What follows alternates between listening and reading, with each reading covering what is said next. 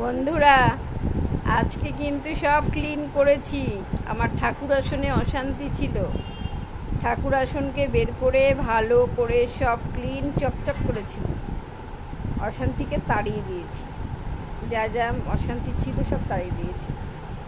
কিন্তু কি হবে, ব্যালকনি দিয়ে ঢুকে পড়েছে। ওই দেখো ব্যালকনিতে অশান্তি। ঠাকুর আসন থেকে বেরিয়ে ব্যালকনিতে বসে আছে অশান্তি। এবার এই অশান্তিকে আমি কখন তাড়াবো, কীভাবে পরিষ্কার করবো? উফ, আর পাচ্ছি না।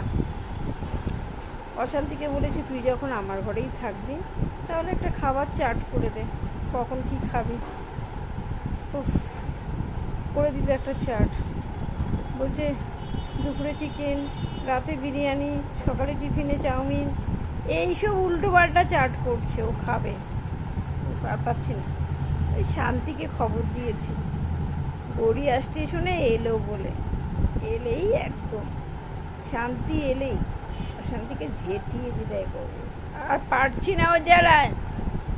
শান্তি আসছে খুব শিগগিরই, মা দুর্গা শান্তি নিয়ে আসছে।